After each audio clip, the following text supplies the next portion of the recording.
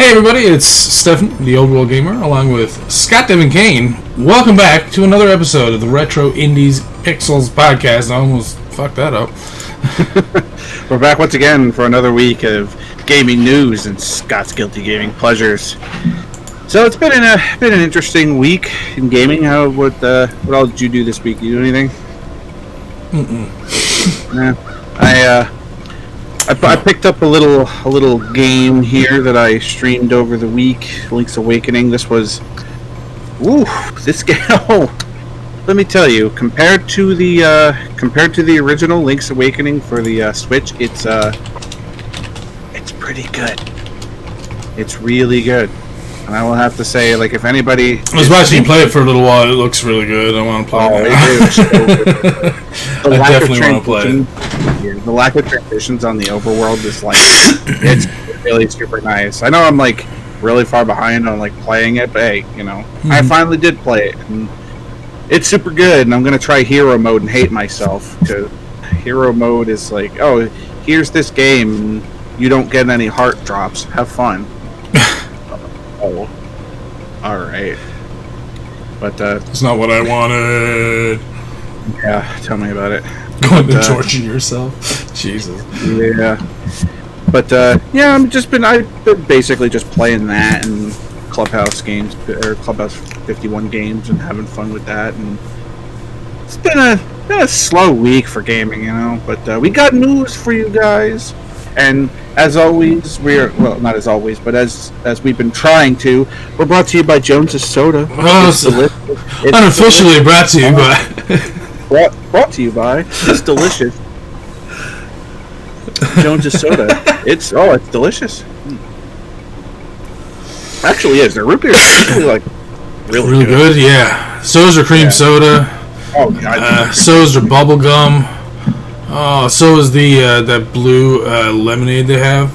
Yeah, I haven't tried that. I might actually give that a try next time, because it was one of the flavors I kind of. This guy is really good. So, but anyway, without any further ado, we are going to switch over to SDK's news for the week, which, as always, is brought to you by Destructoid.com and VG247. Oh. All right. So, this is interesting as a first thing. Fallout is looking to make a live-action series. Interesting. Live-action series based on Fallout is in the works for Amazon from the creators of the Westworld series. Westworld series, Jonathan Nolan and Lisa Joy are developing a Fallout live-action series set to air on Amazon. Over the last decade, we've looked at many ways to bring Fallout to the screen, said Howard in the announcement. But it was clear from the moment I spoke with Jonah and Lisa a few years ago that they and the team at Kilter, were ones to do it right. We're enormous fans of their work and couldn't be more excited to work with them and Amazon Studios. Fallout is one of the greatest games of all time. Excuse me, Jones's Soda. Each chapter of this insanely imaginative story has cost us countless hours we could have spent with family and friends. So we're incredibly excited to partner with Todd Howard, the rest of the brilliant lunatics at Bethesda, to bring this massive, subversive, and darkly funny universe to life with Amazon Studios, said Lisa Joy and Jonathan Nolan, Kilter Films. The duo's Kilter Films is producing the project, and Bethesda Game Studios and Bethesda Softworks will also co-produce with Todd Howard as an executive producer for Bethesda Game Studios and James Altman for Bethesda Softworks.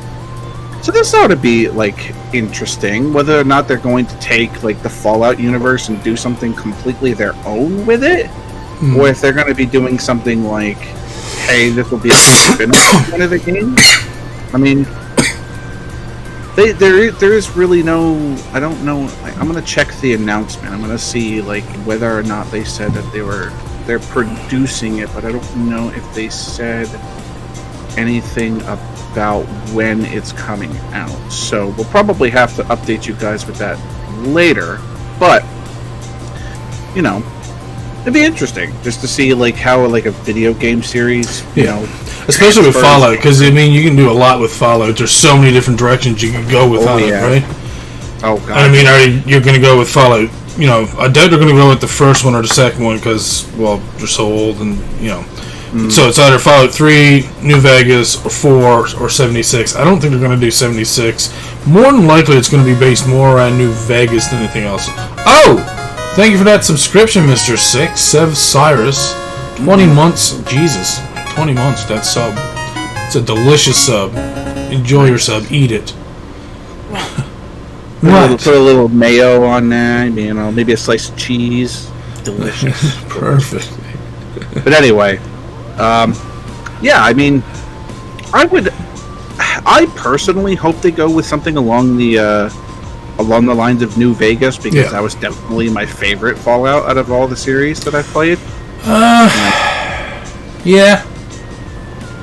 I mean, New Vegas was like super fun for me, and like, it's the one that I played the most of out of the 3. Yes, absolutely. I play. I third finished one was Fallout pretty good. 4. I finished New Vegas. I haven't played 76 yet because of like there's been a lot of questionable. People are saying this game's bad and blah blah blah. I'm kind of just like sitting back and waiting for Bethesda to be like, all right, everything's fixed. Just go play the game and all that stuff. I probably will go in and finish it at some point, or actually play it at some point, I should say. But the direction that Fallout's in now, I love the games, man, because like I'm a big fan of like first person shooters and stuff like that, and like the way that they kind of take like a tactical view on it, makes for an interesting. And not only that, like Fallout generally has some like super good stories too, which are like always making you guess on what's coming next, or it's like, are the choices that I'm making right now morally correct? And all that stuff, affects how things go in the future. So, I wonder if someone in the series like picks up a bobblehead, will they get like, better stats? Right. Who knows? Yeah. So this will be something to look forward to, and I'll let you guys know when we have any more information on that, because right now all we know is that it's in the works. So when episode 1 will be coming out later on in the future, if it comes out in the future, who knows what happens with productions and stuff like that, we will definitely let you guys know about that. So moving on, Devolver Direct presentation is going to be airing July 11th. Devolver Digital will host its Devolver Direct presentation on July 11th. You can find out what Devolver Digital has in store for you, and we're sure it's going to be spectacularly weird on July 11th during the Devolver Direct presentation. The company announced back in June to expect announcements in mid-July. The pre-recorded presentation will kick off on Steam and Twitch at 12 p.m. PT, 3 p.m. ET, 8 p.m. BST, and 9 p.m. CEST. Best. Here's what to expect. This year's showcase continues the tradition of overpromises with new game reveals, gameplay reveals, release date announcements, and special guests from the industry to help usher in these important marketing bullet points. And it's nearly all gameplay because that's what the use of today demand. The astonishing misuse of marketing budget will end up with few surprises and game demos available to play by the unwashed masses, including Carrion, Discworm, and an unannounced game. Maybe another game too. Who can really tell where this is all leading? If you want an idea of what to expect, you can check out last year's presentation. So, I mean, they're going to have like demos for Carrion, which, obviously we have talked about several times. Discworm, I don't think that we've gone over or anything like that. I'm not sure. But and an unannounced game too. So from Devolver, who knows what that could be? It's Devolver. They put out so many good games, dude. Yeah, they're all over the place when it comes to like this game. With like they'll show us one game and then they'll be like, oh, here's another game that's like completely different. It's like, all right, so you guys are just all over the place with what you guys do, which is good because it's like, if you can go out of like a specific comfort zone in your ability to produce games, all the better for you.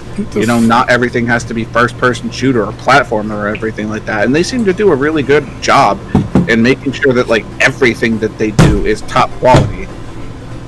So Saturday, July 11th, 12 p.m. Pacific, so 3 o'clock on the East Coast. which will be on Steam and Twitch. So you guys, the 11th is it's not this coming Sunday, but it's next Sunday. So 3 o'clock next Sunday, you guys will be able to find out what Devolver Digital has in store for us in the near future. So moving on, Sony announces 9 PS4 and PS5 games as part of a new indie interactive. Sony has announced 9 indie games as part of a new indie developers initiative, which will help spotlight titles which may otherwise be overlooked. Sony has announced 9 titles coming to PS4, PS5, or both, which are part of the initiative. According to Sony's Shuhei Yoshida, the goal is not to only support indies in a competitive market, but to make sure PlayStation is the best place to develop, find, and play great indie games. As part of the PlayStation Indies, one new indie game will make its way on the PS Now each month, and this will kick off with Hello Neighbor coming to the service in July. I'm pleased to formally announce the PlayStation Indies initiative, said Yoshida in an APS blog post. With PlayStation Indies, we hope to spotlight and support the best of the best indie games being published on PlayStation and the entire indie community as a whole. Our goal is to make PlayStation the best place to develop, find, and play great indie games. The indie community is increasingly important for the future of the video gaming industry, as AAA game development has grown so financially demanding that big companies are finding it harder to take risks to invent new concepts that may or may not work. We trust indie developers with strong vision. Will continue to bring ideas that have never been tried before, creating whole new genres of games and advancing the art and meaning of video games. While details are still forthcoming, we are also happy to confirm a new indie title will be joining the PlayStation Now service every month, starting with Hello Neighbor in July. Game titles announced are Carto, Creeks, Fist, Forged in Shadow Torch, Heavenly Bodies, Maquette, I guess I'm saying that right? Yeah, we were talking about that one before. Yes. Recompile, Worms Rumble, and Where the Heart Is. If you are interested in seeing some details about the list of games that we just mentioned, head on over to VG247, and they have an entire description of all of the games that are going.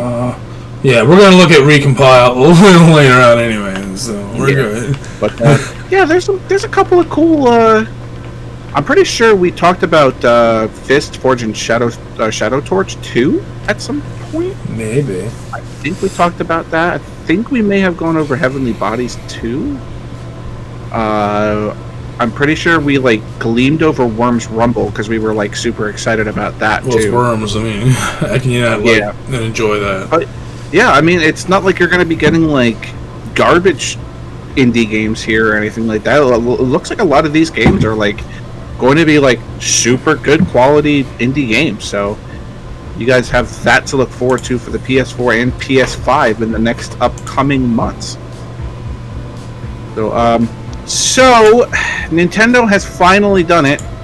They have finally admitted the problem and formally apologized. Nintendo President Shintaro Furukawa has apologized for the infamous Joy-Con drift to Switch and Switch Lite some users have reported since launch. Some Switch users have reported problems with Joy-Con drift since the console launched in 2017, and the president now has apologized for the issue. Regarding the Joy-Con, we apologize for any trouble caused to our customers, said Nintendo President Shintaro Furukawa during Nintendo's 80th annual general meeting of shareholders. We are continuing to aim to improve our products, but as the Joy-Con is the subject of a class action lawsuit in the United States, and this is still a pending issue, we would like to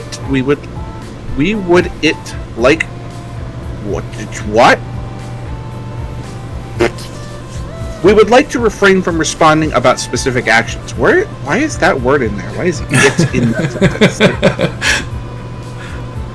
Huh. I'm sorry, Scott. Yeah, I mean, why is it there? Okay, it's always every single week I stumble over myself. There's literally a word there that just absolutely doesn't need to be there.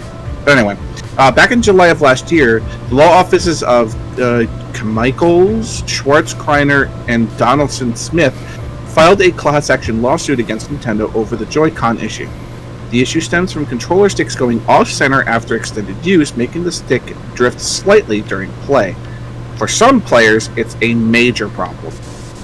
Alright, so, yes, that is absolutely true. Because I generally tend to not use these Joy-Cons because the drift in this one is really bad. I mean, it's super bad. I use this Joy-Con whenever I need to, because I'm playing like a multiplayer game with somebody like that, but I generally tend to use the ones that I purchased, you know, the orange and blue one, because they seem to be okay. But yeah, I mean, this is a super huge issue, and I don't know why we would, like, I don't know. Why mention this and then be like, oh, by the way, we're in a class action lawsuit, so we're not going to talk about it anymore. So why bring it up at all then? We already know that Joy-Con drift is a problem. We already know you're getting sued, but because of it. So why bring it up? Like, what's the point of doing it now? I don't know. It just doesn't seem to make any sense. I mean, the apology is nice. It's like, oh, sorry that our Joy-Cons suck, But the problem is that, during this apology too, they still haven't publicly mentioned you can send the controllers in to get them fixed. Yeah. Ain't no bum cover. Yeah, it's just like, ain't no bum cover and all that good stuff, but, like, why not mention it? I mean, is it that big a deal? I mean, you're going to, like, publicly say, okay, yeah, we recognize that there's a problem, we're sorry about that, but we're not going to comment on it anymore. Listen, Scott, we can't go make an analog sticks for small controllers like that perfect the first time, alright? Only for big controllers. We finally fixed it by the time we got to, Wii U and stuff. We're good to go, but then you guys are all like, oh, I want smaller stuff, and we're all like, fine, have fucking these Joy-Con things. Enjoy your analog sticks, idiots. Can't put a regular analog stick in a controller that size. I mean, that's ludicrous. Mm-hmm. Yeah. Yeah. Okay. But I mean, no, seriously. Like with the GameCube, we never had. Still don't have that issue with any of my GameCube controllers for any drift and shit. So how the fuck do you fuck up an analog stick for a brand new thing just because it's smaller? Like, come on, man. It doesn't fucking make sense at all. Right. So it's like, I don't have any Joy-Con drift either, Game Hunter, but I don't play like he plays because he plays more than me. Yeah. Really but the thing is, though, is like these were drifting less than a year into use, and it's not like I was like super playing the thing, but like, I don't feel it should be an issue quite yet. I mean, for a controller that's less than a year old, compare that to GameCube controllers, which are like 20 years old and still work. I mean, the old adage, if it's not broke, don't fix it. So, what the hell is the difference between this working years later? Oh, wait, you got a smaller one, Scott. Hold on, look, you got a little tiny yellow one on the GameCube controller, for fuck's sake. Oh, you can't go putting that on a Joy-Con, boy. That'd be the right size. You see that? This thing that still works? This is what I'm saying, like, how? How come you can't take that one off and put it on the Joy-Con? Oh, well, Joy-Con has a special thing that allows you to scan amiibos and stuff. Okay, we'll put it somewhere else in the fucking controller. Like, come on, guys. Like, I get it. Like, things are becoming smaller, and you're doing, like, less and less to produce more and more. But, like, if the formula works, stop fucking with it. Right. Right, yeah, come on, Coca-Cola changed the recipe all the time. Right. Cherry Coke? What the fuck are you? That's why we call them Jones's. Right.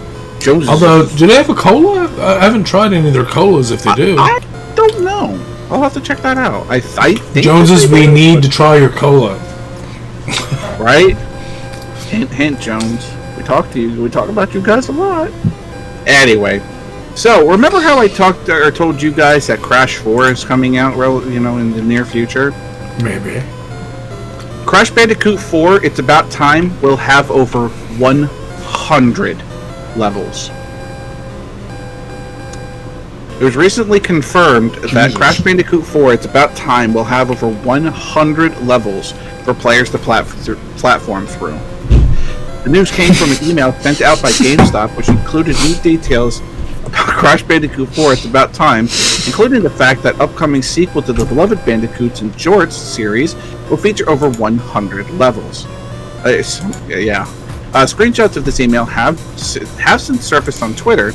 Check out the tweets below to see the section that describes Crash Bandicoot 4's 100 levels. Yeah, we got that. Okay, email. Yeah.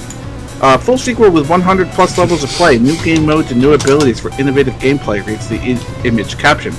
Not much is known on new modes yet, but the abilities for innovative gameplay are likely tied to Quantum Mass, a new feature that enables Crash and Coco to benefit from special powers like slowing time.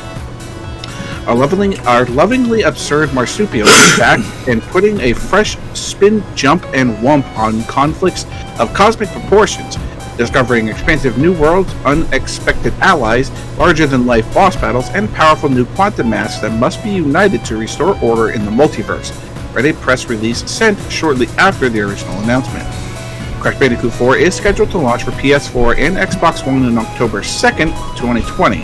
Apparently, Activision is currently evaluating additional platforms for Crash 4. However, fans of the series were not happy to discover that Crash Bandicoot 4 will have in-game purchases. Although it hasn't been made clear whether the microtransactions are tied to, it's likely that they will have something to do with cosmetics, given that players who purchase the game digitally will receive totally tubular skins for Crash and Coco. But given that Cortex is also playable, he could potentially have his own range of skins too. As well as having confirmed that Crash Bandicoot 4 is due later this year, Activision has said that it has several remastered games set to be revealed in 2020. Bro, can you imagine what speedrunning this game is going to be like with 100 plus levels? Oh, there's probably going to be skips and shit somehow. You never know. Probably. But can you imagine doing this hey, Crash Bandicoot 4 no skips, all levels? Oh, 100%. Holy shit, man. Must touch every level once. Must dip your toes in water for at least 0.1 seconds for completion. But yeah, I mean, that's a lot of levels, man. I'm not exactly the biggest Crash fan in the world, because I barely have played any of the games. I know, crucify me for that. But that seems like a lot, dude. Yeah. But quite a bit. Yeah, we're gonna be getting new Crash in October, so that's not that. Is it the 10th? So 3 months from now. So we're gonna be. Yeah, I need to play in period. Maybe I should jump on that sometime soon for my streams. Anyway, so moving on. Sony has filed. Oh my God, here we go, Stefan. Sony has filed a patent for a device similar to Xbox Snap. Here we go, guys. Sony has patented a new device that appears to be similar to Xbox Snap, the Xbox One's ditch multitasking feature that enables players to stream television shows while simultaneously playing games. Details of the patent were shared over at the Games Post. As present, it's simply called an information processing device, but the attached abstract seems to imply that this will use similar sub-screen technology to Xbox Snap. Here's the official description for Sony's new patent. Provided is an information processing device which displays a main screen during main content, displays a sub-screen including sub-content of a different type from the main content at the same time as the main screen, receives a switching operation to switch from a mode for receiving an operation on the main screen to a mode for receiving an operation from the sub-screen, and highlights the sub-screen when switching to the mode for receiving an operation for the sub-screen is performed. Did you get all that? Yeah. If you're familiar with Xbox Snap, you'll know that the displaying a sub-screen with content that is detached from the main content, i.e. the game that you're playing, on the same monitor, was pretty much its entire purpose. Sorry for the dog there. Microsoft had to can Snap a few years back, particularly because it was primarily supported by the same Windows 8 software, also as the also ditched Kinect. This isn't Sony's only new patent to have recently surfaced online. Apparently, the PS5's UI could potentially be able to help players who are stuck by showing them footage from other people's games. Despite patenting an Xbox Snap-esque feature, Sony isn't pulling a whole lot else from a competitor. For example, it was recently revealed that PS5 would have no system like smart delivery in place, which allows people who purchase games on current gen to redeem them for free on next-gen consoles. Instead, upgrades between console generations will be left up to the discretion of individual publishers.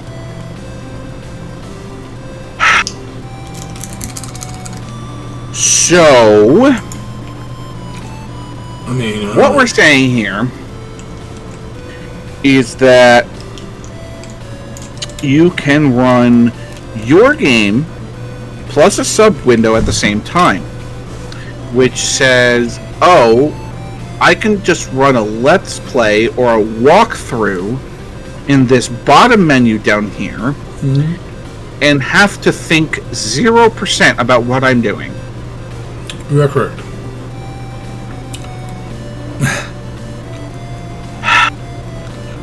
Or, God forbid, that we are in the middle of Call of Duty and Jeopardy comes on. Oh, hell, man. It's time for the Jeopardies!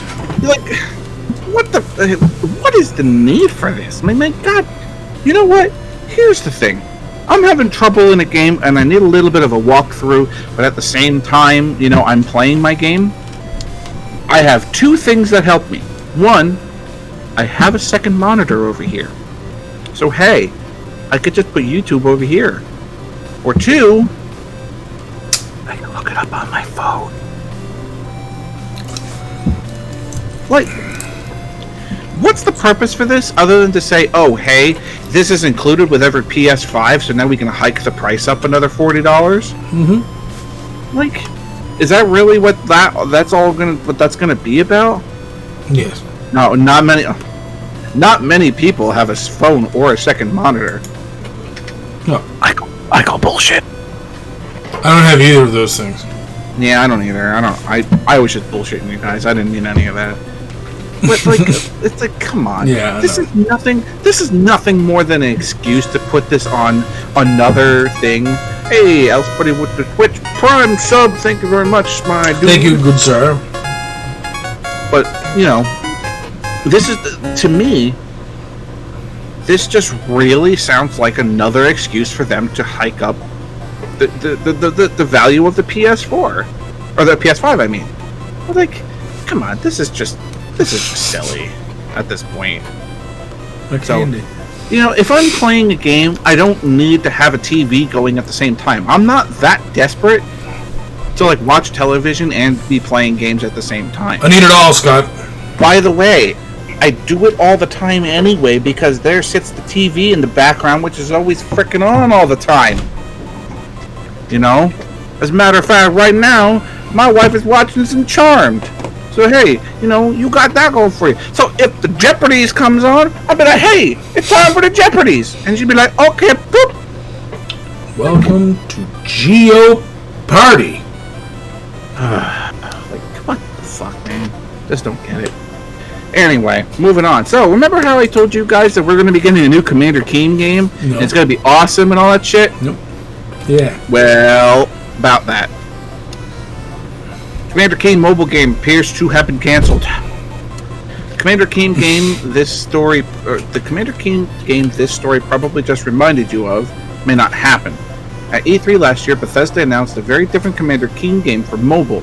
It was big enough to warrant its own segment as part of the publisher's E3 show.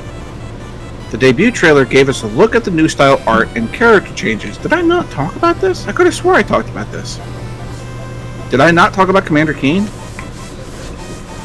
Anyway, I thought I did. Anyway, it wasn't particularly well received, though fans were mostly confused about the cartoony, lightheaded new direction. Now, 1 year later, all mention of the reboot has been scrubbed from Bethesda's various websites. As spotted by Nitomata? Close enough. The game's webpage now redirects to the Bethesda site homepage. There's no longer any trace of it on social media. The only thing I found was an E3 blog post recapping the announcement. The video embed in that page has also been made private. The publisher did not announce a release target and has yet to explain the reason behind these changes. It's possible the game has been quietly cancelled, but there's also a chance that being rebooted will show up again in the future. Bethesda did not return repeated requests for comment.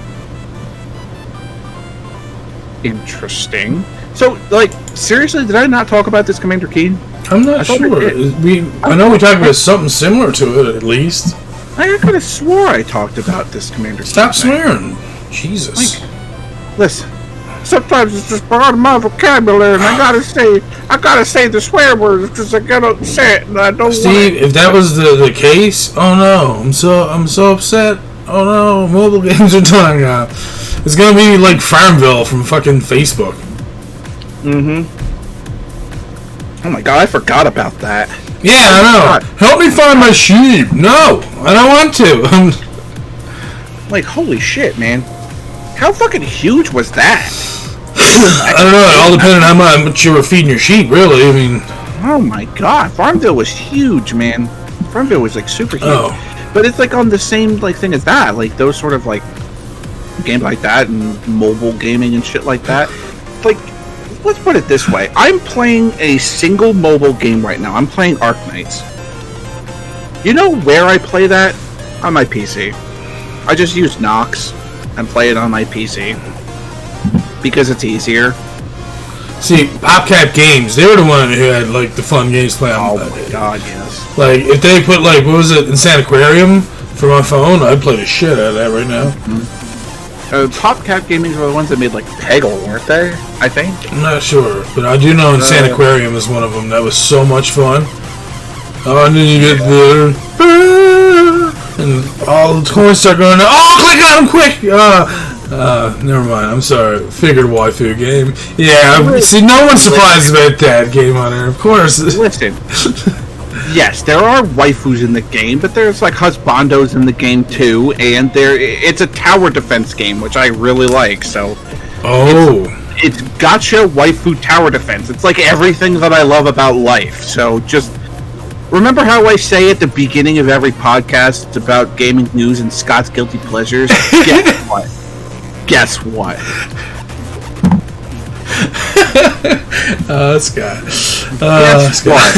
Scott plays Scott plays Arknights. Eat it. Anyway, yeah, maybe I didn't talk about this, and I'm talking up my ass and whatever. Commander Keen ain't coming out. Moving on. Whatever. So. This is probably more geared to somebody like myself, or like Persona. But apparently, a Persona trading card game from 1997 is being ported to the PC. A group of fans are porting A group of fans are porting a Persona trading card game from 2003 to the internet in order to preserve their beloved but little-known TCG. Digital Devil Story trading card game is a discontinued Persona trading card game that isn't archived in the West. As a result, it's pretty difficult to get your hands on cards, which is why a group of fans are attempting to build a digital equivalent that's much more widely accessible. This is a trading card game Atlas had in circulation starting in 1997, the poster wrote on Reset Era. Apparently, it was published with aid from a company called Enterbrain until 2003, before Media Factory took over until 2004. The pictures I took are from a lot of 20,000 plus cards I have bought, reads the post. It covers 8 out of the 9 parts of the Enterbrain games. It covers 8 out of the 9 parts of the Enterbrain game since the person I bought it was not collecting around that time. There are multiple copies of every card, as well as cards that come in multiple rarities, and 15, now 13, unopened packs of Part 4, it continues.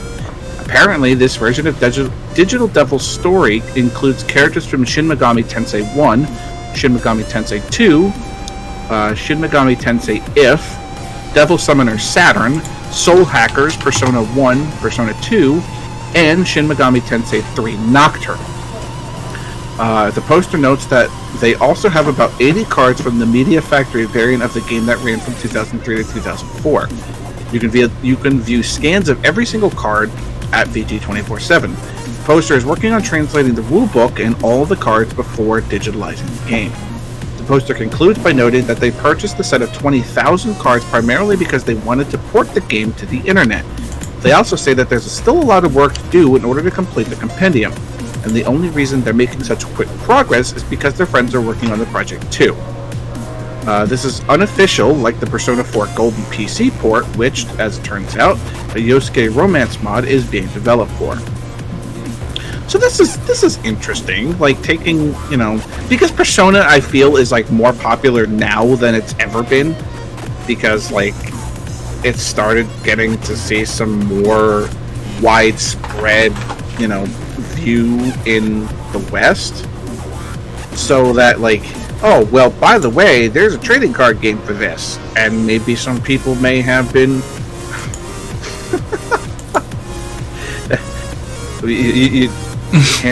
you okay there, Steve? Hands below the desk. Jesus Christ, Steve. Sorry, everyone. I'm just over here just pumping my stomach. No big deal. But anyway, this seems interesting. Like, like I don't want to call it new because it's obvious. Persona Plus card game. Yeah, that. There you go. Steve and I are definitely going to be checking this out because, well, one, I don't know that much about Persona, but it's a card game. I played the Dot Hack card game back in the day, and you know how many Dot Hack games I've ever played? I'm going to tell you, it's somewhere between 1 and -1. So, yeah. I played 0.5 games. You might just started and just said, that my cup of tea. One of the Dot Hack games I did actually just start, and it was like, maybe I'll get more into it later. Good old Scotch. But yeah, I'll definitely, keep an eye on this and see exactly how much work they're gonna do and where. I see you whispering at me over there. Scotch deviled eggs. But yeah, I don't know if they're gonna. They didn't really say where they're gonna be doing this. Like, I would assume like Tabletop Simulator might be a place for them to be able to do this. But I'll let you guys know. Like, if anything comes of this, we'll do some update in the future. So, moving on, a Twitter account could imply that Fable 4 may be in the works. It was already rumored that Fable and Perfect Dark could be coming to Xbox Series X, but Twitter accounts for both games have added more fuel to the fire, meaning that Fable 4 could be closer than we thought. The accounts for both games were originally shared on Twitter. So the tweets below it's placeholder at Fable and placeholder at Perfect Dark game. As the tweet notes, one of the accounts is followed by a Microsoft employee, while the other is registered to a Microsoft email address. Both of these facts would usually imply a degree of legitimacy that makes the account's existence pretty much indicative of a full-fledged Fable 4. However, Warren clarified that a follow-up tweet that Microsoft has confirmed the accounts are genuine, but says that they've been inactive for years in its standard IP protection. But one was registered in March of 2020 and the other in June of 2020. The confirmation came from Aaron Greenberg, GM of Xbox Games Marketing at Microsoft, who wrote, "I know everyone is hungry for news, but sorry to get your hopes up. These accounts have been inactive for years, and it's standard practice to secure social handles for our IP." As Warren notes, though, both accounts were created in 2020 and clearly haven't been inactive for years. Warren concluded his thread by confirming that the Perfect Dark account was created by a fan recently, and a Microsoft employee was the first to spot it and follow it. The Fable 1 appears to be the genuine one Microsoft references as IP protection, he said. Although Greenberg notes that the account was made purely for IP protection, the fact that it was created this year, right before next gen, is sufficiently exciting for Fable aficionados to get their hopes up for a Fable 4. A while ago, we heard that Fable 4 rumors described a completely open sequel in which Albion is gone. So, you okay with that, Stephen? Yeah, I'm okay. All right. But yeah, I mean, yeah, another Fable game. Fabulous. I mean, I've played all the Fable games, and they're all pretty good. and I'm hoping that they decide to do it on more than just like, Xbox Series X or whatever they're going to be doing in the near future. So, no, I understand. There's plenty going on here in chat. Don't worry, I see what's going on. But anyway, yeah, like Perfect Dark, however, has never really been a game that I've ever been really super like excited about. Like, I know that there's a big fan base for Perfect Dark, but I don't know if you've played any of those games or not. I haven't played much Perfect Dark or Fable, actually. I think I tried starting a game of Fable on Xbox. Mm-hmm. I might actually have a copy of it over there. I can't remember. Maybe somewhere. But, Perfect, it's kind of like in the same, like it came out on the N64, so it kind of has that GoldenEye feel to it. I don't want to compare anything to GoldenEye because I might get crucified on the internet because of that, but I'm just saying, like, it's in that same style, and Fable, it's Fable, man. It's popular, it's famous, infamous maybe, so... Infamous. So, knowing that the one that has, like, the actual, like, joined March 22nd, or March 2020, and that's the one that was created by Microsoft, I'm super excited for that, just so, more Fable. Fable. Anyway, so, one more thing we got here from VG247. So, remember when we told you guys that Bloodstained Curse of the Moon 2 is coming out and all that stuff? By the way, it's coming out June 10th. It's like a little over a week. That's like a week from now. Bloodstained Curse of the Moon 2 is coming, and it's not a far way off.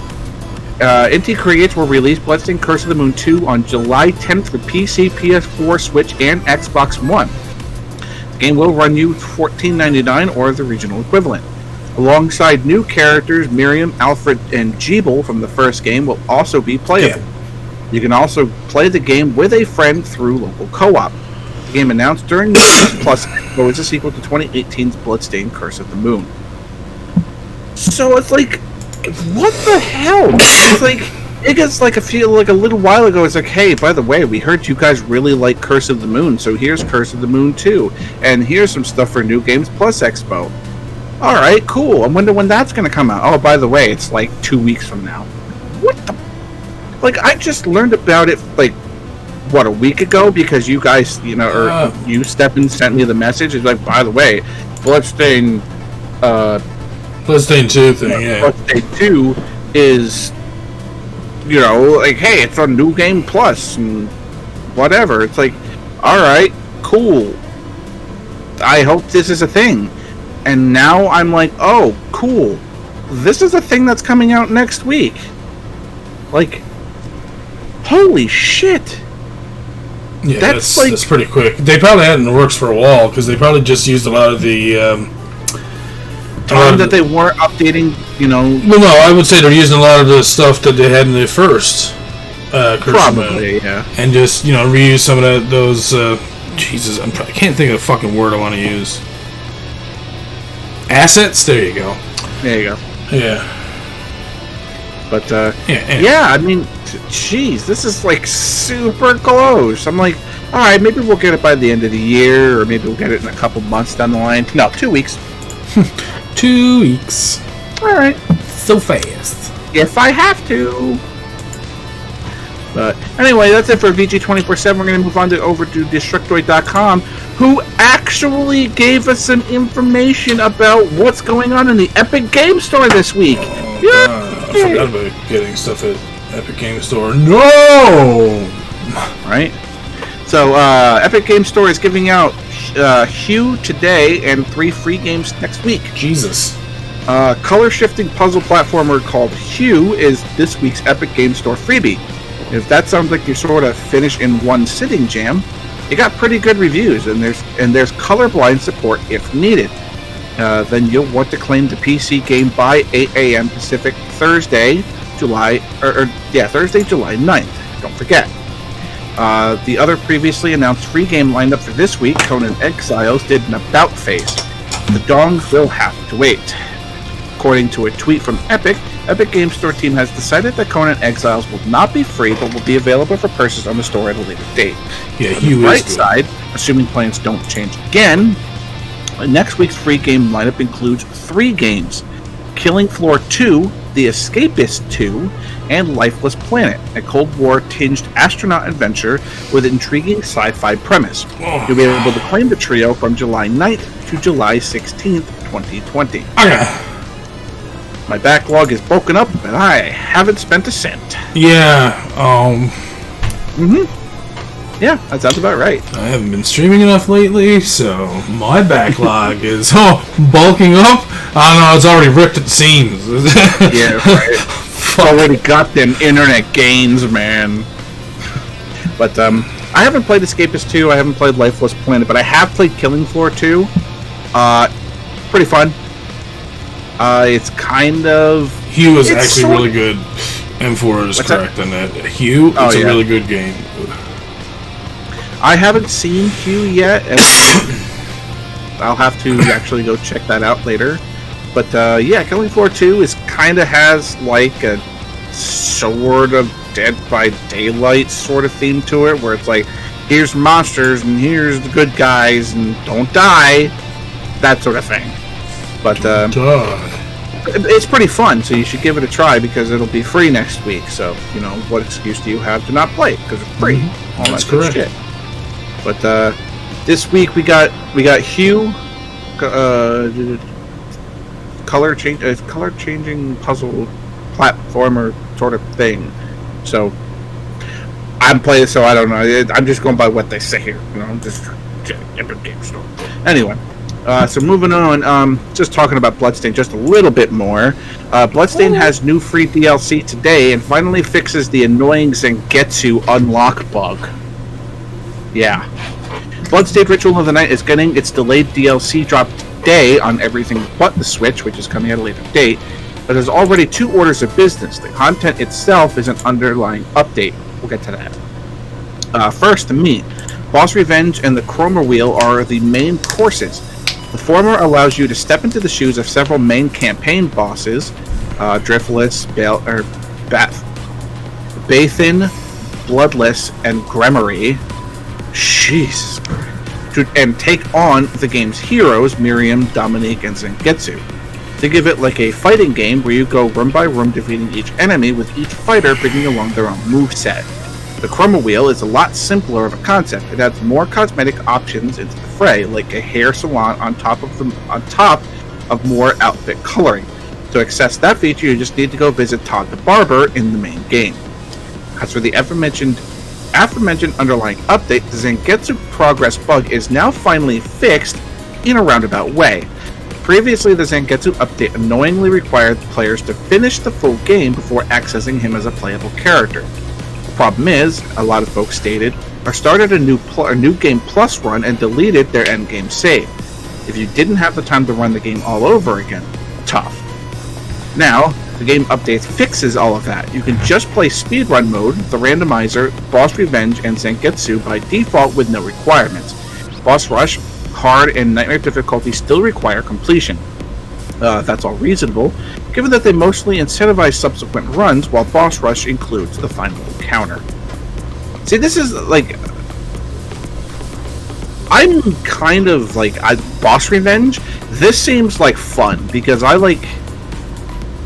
It lets you be the bad guy, beat up on the good guys, and use the bad guys in ways that the game didn't intend them to be used, I guess.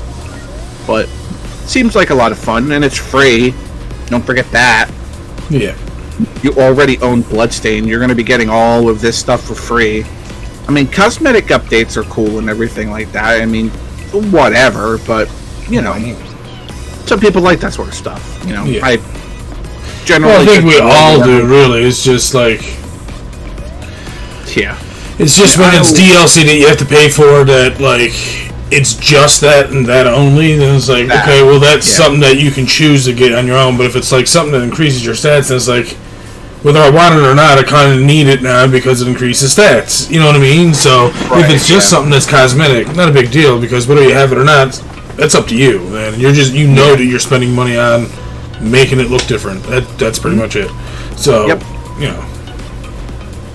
I'm perfectly fine with all this, cosmetics and cosmetics. So, in some games you probably want them, in other games you probably don't care as much.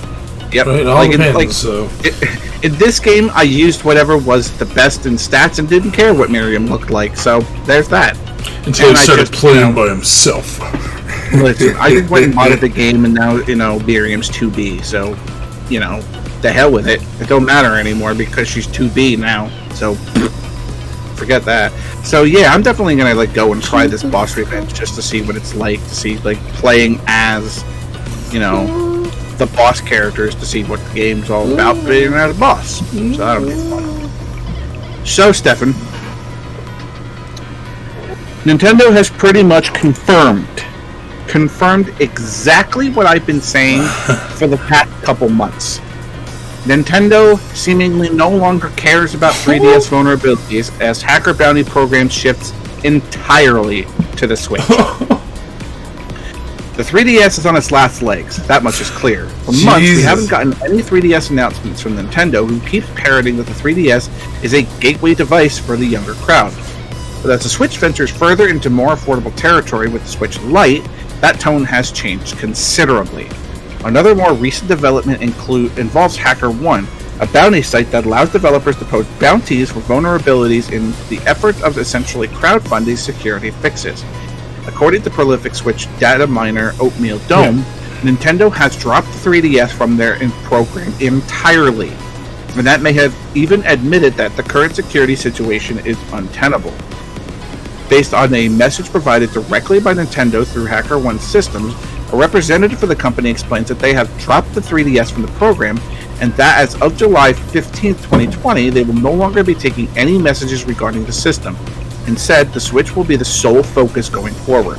This is just one more nail in the coffin for the 3DS. Nintendo hasn't picked it out of the casket yet, and could be the final harbinger horseman of doom. At some point, Nintendo will likely formally announce that they will no longer be supporting the 3DS with firmware updates, at which point the homebrew scene will have a field day. Yeah, I mean, how long have I been saying that Nintendo just doesn't give a shit about the 3DS? Forever now. Yep. And now they've literally done as much, as much as actually say that they don't care about the 3DS. Yeah. Especially with cracked my neck here, jeez. They have as much just said by taking all of the bounty stuff from the one and put it all onto the Switch and outright saying, hey, we're not interested in getting messages about the 3DS anymore, that we only care about the Switch. It just basically just confirms everything that I have said for how long, that Nintendo just doesn't give a shit about the 3DS anymore. Because they don't need to. They absolutely don't need to. Because for what it's worth, the Switch is a portable system as it is. Yeah. So why care about this system that, I'm going to tell you, probably 5% of the population who own one actually play any of the games on it. Still play on a regular basis. I doubt, very many do at all. Mm-hmm. And not only that, what was the point of having a handheld system from Nintendo in the first place? And I'm going to tell you that probably half of the people who own one will give you the same answer, and it's Pokemon. Yeah. Because Pokemon has been a handheld system since it started up until now. Now that Sword and Shield is on is on the Switch, what's the point of having handheld systems anymore? Pokemon. Well, the Switch is portable, like you said, so you have both, really. Right. So it's I'll tell you, for the most part, I only ever bought the handheld systems so I could play, 1, the newest Metroid games that were coming out on them, 2, the newest Castlevania games that were coming out on them, and 3, the newest Pokemon games that were coming out on them. Every once in a while, I bought a port of a game that I like I bought DS Chrono Trigger and stuff like that, and the old Final Fantasy games and stuff like that. But it's here's the thing: they're still selling these handheld systems for for relatively close to the price that they first came out. So it's like if you wanted to go get one of like those special Mario Kart 7 or whatever it is, 3DS XL, you're still paying $200 for one of them. Why? I mean, this is clearly a system that is they're on their dying breath. They're on a respirator right now, and Nintendo has now outright, without saying as much, basically told us that the system is dead. Thank you. That plain and simple. So, it's just thank you for confirming. Thank you for making SDK right all these years here, Nintendo. I mean, you didn't really need confirmation. You just knew it, really, at that point. Yeah. I mean, But this is that like, hey, I wear my badge proud because I knew that this was going to be a thing, and Nintendo has absolutely no fucks to give about this system. I know they listen to this podcast, Scott. They have to. There's no way they don't. We already confirmed that. They listen to us all the time. Oh, they have? Yeah, they're all like, oh, these guys again. Yeah, I know, right? But anyway, so moving on. I don't know what you're talking about. Final Fantasy Crystal Chronicles is a surprisingly thoughtful, free, light version.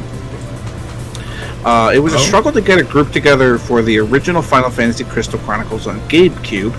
Trust me.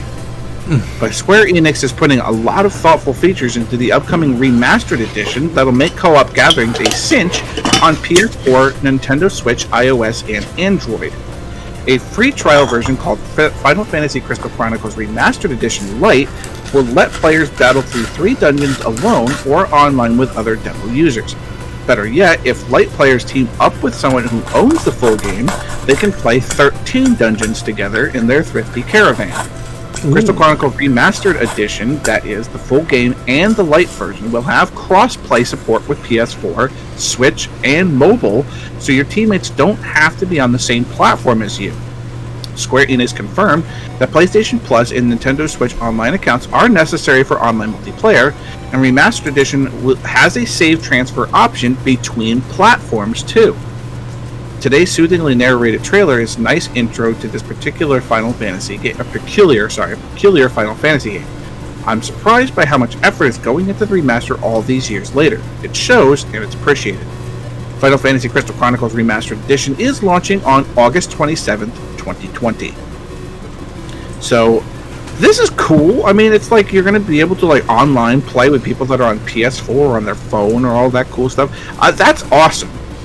More games need this. More games need cross-platform play, so that like games survive longer.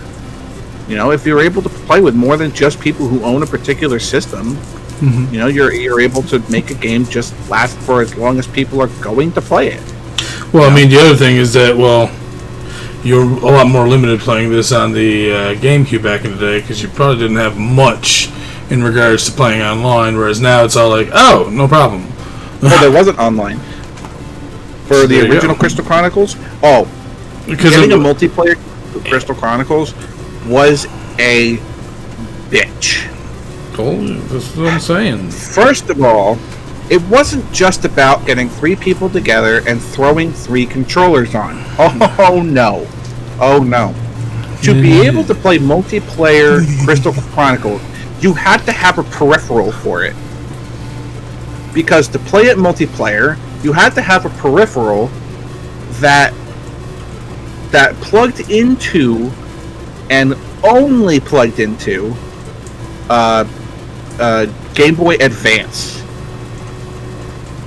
Oh yeah. I know what you're saying. Yeah. So to be able to get a 4-player game of Crystal Chronicles going, you had to have a copy of the game, a copy of the peripheral, and 4 Game Boy Advances. Yeah. There was a lot of cool stuff they tried doing with the Game Boy Advance and stuff for the GameCube, but GameCube. There was a connection to it between, I think there was Metroid Prime and Metroid Fusion or something like that. There was a couple of the Link games, Zelda games that were the same way too. You could like Four Swords Adventure, I think was one of them. Four Sword Adventures, I think it was, for the GameCube. Go link up with like Link's Awakening DX, I think, or something along those lines. One of those games like that, or something along those lines. But you guys get the idea. But yeah, I'm excited for this. Being able to like cross-play with basically anyone, and being able to play the game online. You know, that's like, ooh, seems like this is going to be really good. And it's coming out in August, so it's really not that far off. It's less than 2 months away. So you guys can be damn sure that I'm going to be picking up a copy of this game. Like 100% sure I'm going to be getting this game and playing it on stream and all that stuff. Because, first of all, it's Final Fantasy. So obviously I'm going to be doing something with it. It's Crystal Chronicles. You know, I'm not a Final Fantasy fan or anything along those lines. I don't know what you're talking about. I don't like Final Fantasy or nothing. But yeah. So crossplay. You can get to play with friends for free for a couple levels, so that they'd be like, "Oh, this game's actually really cool," and I'm going to go out and buy it. That's also actually pretty smart on Squeenix's part, where they can be like, "Oh, by the way, here's the light version of the game. Play it with your friends for a couple of levels. I bet you're gonna like it. If you like it, then you can come back here and buy it for lots of money. Money you don't have, but you're gonna spend it anyway." All right. Yeah. Okay. All right. I mean, if I got to, you know. But anyway, so last little thing to talk about this week from SDK's news: 2 million players checked out Ninjala during its first week. Last week saw the release of Gung Ho Online's cheerful arena shooter Ninjala during launching online. Oh my God! I'm reading words that aren't there. Whoop. Launching on June 25th for the Nintendo Switch, Ninjala hopes to capture some of the all-ages popularity seen by similar multiplayer titles, such as Splatoon. And it seems that things are off to a pretty good start for the free-to-play title.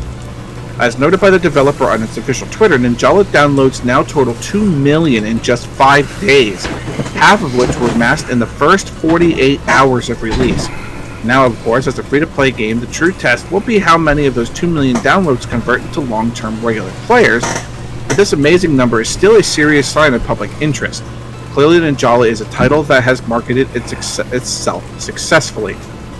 The key for Gung Ho is to build upon this curiosity by keeping players coming back for more, while further establishing a welcoming community. Part of Splatoon's success was down to its friendly atmosphere, dedication towards regular community events, and steady drop of fun and free items. If Ninjala can maintain its initial momentum from the first month, while delivering solid, reliable gameplay, as it has in some technical teething issues, it could be on the way to becoming a more than modest multiplayer hit. Ninjala is available to download now on the Nintendo Switch. Yeah, Ninjala is definitely free. Yeah, I love how you put that. How it's free to start. Like, what? What the fuck does that even mean? Good question. It's free to start. Oh, but when you want to play more, you have to pay money, like a season pass kind of thing. The story is locked behind a paywall. Boo. Yeah, see? Mommy, Daddy, I need more Switch points. Please buy me more cards, EB. And then Mom and Dad said, "Okay, as long as you shut the fuck up and leave me alone." Okay, well, here's another question. Is the story important? Like, do you need fun? Okay. Do you need it to unlock things, or is it, is it just the story? Like, Kings. the arena shooter that Ninja plays. Jesus. Fortnite. Jesus. Wow, that brain fart in the highest degree right now. Fortnite has basically done the it gives you items that you can get from playing. All right, but it's not necessary to play, right? I'm guessing. But Fortnite kind of does the same thing, where it has like the Save the World mode, where it's essentially a story, but it's not necessary to play the free-to-play version of it. So maybe. That's what's going on. I don't know. But I mean, hey, if the base game is free to play and you don't have to go through story mode stuff, it's whatever. So it's I'll show you eventually. It's not necessarily his background on characters. Well, if you don't care about the characters, like most people don't care about the lore of all this crap, then there you go. It's free, and you can get right into it right away. So all that good stuff. So, all right, that'll do it for SDK's news portion of the podcast. So, at this point, I will do as I always do and cut. Just for you, Scott. I am very confused. I don't know what's happening. I apologize for all the men and women that just had to hear that.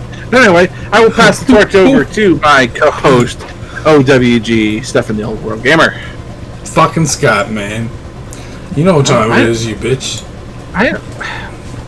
It seems to be roughly about that time. Roughly. I told you what time. No, not roughly. It is that time. It seems to be about that time of the podcast. Steam. What? You see, even Steam setting up an alarm for me. Did you hear that? Steam knows it's part of that time of the podcast. Jeez. It is even Steam's favorite portion of the podcast when you know that even Steam is excited for what's going on. Steamy. That they know that Steam knows it's my favorite portion of the podcast. It should be your favorite portion of the podcast. It should be everybody's favorite portion. It is even Steam's favorite portion of the podcast. And when you know that they've got their name in there and it's their favorite portion, Steve, and everyone takes a portion, you have a taste. It tastes so cool. What kind of ego do you have, Steve? Do you think you're more important because your name's in there? Just because this is the best of Steam? You think you're more important than me? You want to fight, Steve? You want to fight? You want to take this outside? I'm scared. Come on, bro. You even lift? How'd you even lift, bro? I'm leaving. What? Fuck it. M4, I'm right. Jesus. Well, alright, on that note, yeah, best of Steam. Jesus Christ. Starting off with Guile and Glory, Firstborn. Make a battlefield your weapon to vanquish monstrous foes in turn-based tactical combat. Explore the mysterious drowned lands in a tale of heroic fantasy inspired by the arcade classics of old. It's coming out later this month, in July.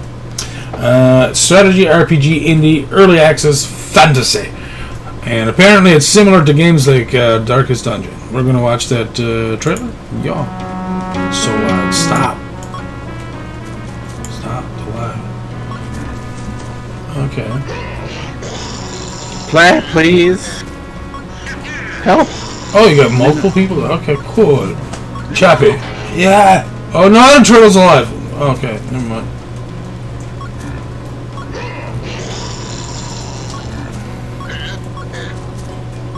This doesn't seem... Whoa. Right into the water.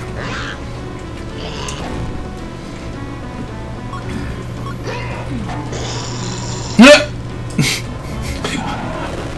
That was great. I'm gonna use you to hit your buddy in the water, fuck you! Apparently everything, all the enemies in this game are allergic to water. Water equals instant death.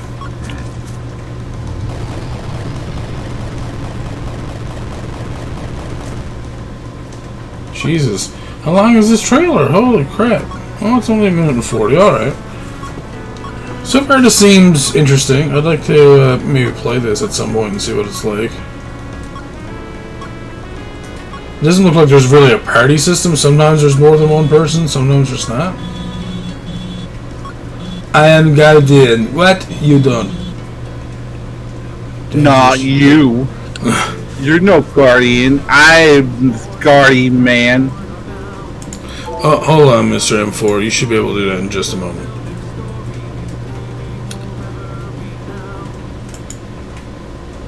I don't know what that song was at the end. I was not ready for it. I really wasn't ready for that.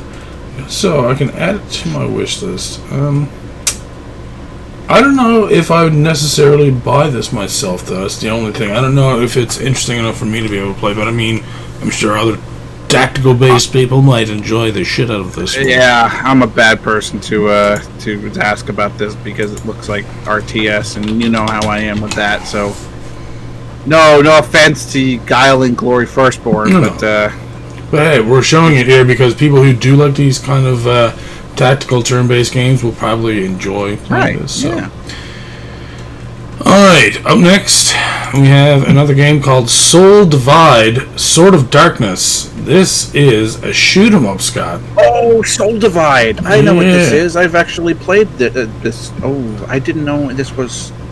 Enter the world of sword and sorcery. This is a spell and slash action shooter with online rankings. Comes out 20th of July, so a couple of weeks from now. A little more than a couple of weeks from now. Let's see, they do have a trailer. Let's watch it. It looks like it's something that you'd play on Dreamcast, actually. Soul Divide actually was arcade first, I believe. Oh, well, yes, but I mean, it looks like something you probably would play on Dreamcast, maybe, or something, or maybe Sega Saturn. I don't know. It just has that kind of look and feel to it.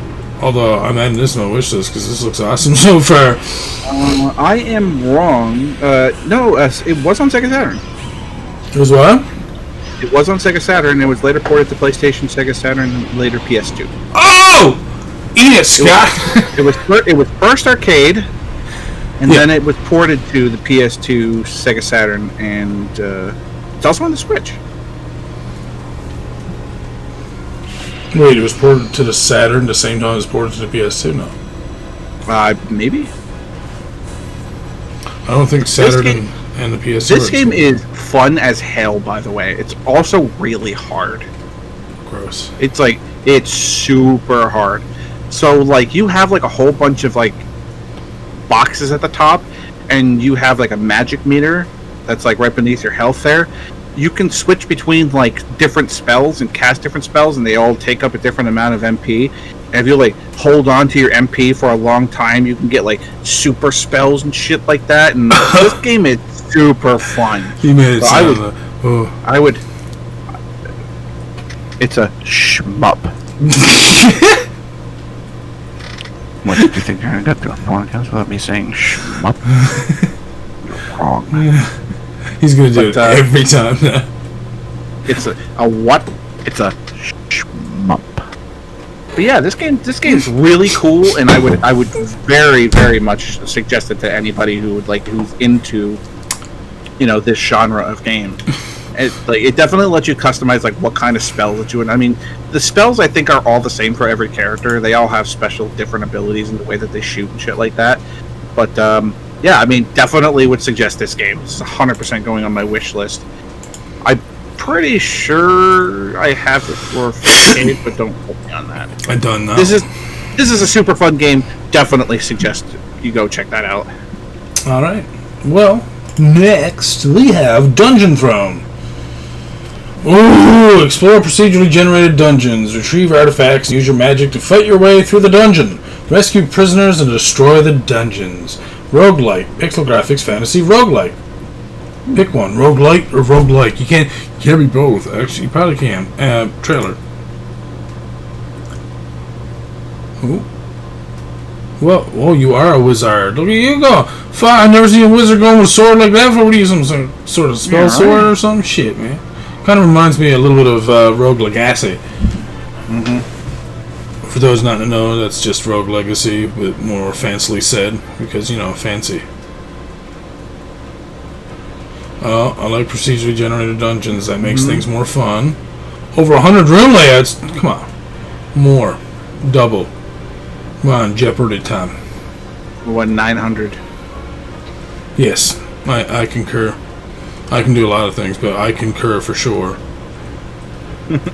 Whoa, okay, Jesus. No, well, not Jesus, I guess it's fucking death. Yeah. Oh, why you tease so quick? 1 minute trail. Come on, man. Martin Martinez. Scorsese. Oh, there's no release date for it. Shit. Soon. Fun now. It does look fun. Oh, wish list added. Done. Yes, sir. Can't stop me now. Okay, our next one is Le Voyage de Toki.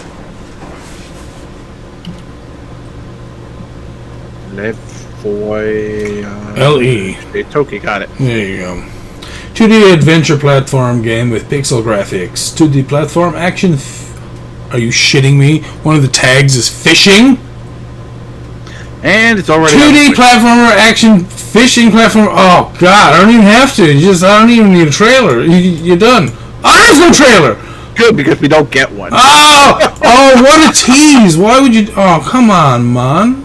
Come on, Le Voyage. We need a trailer. Oh, we need English translation. Calais tabarnak.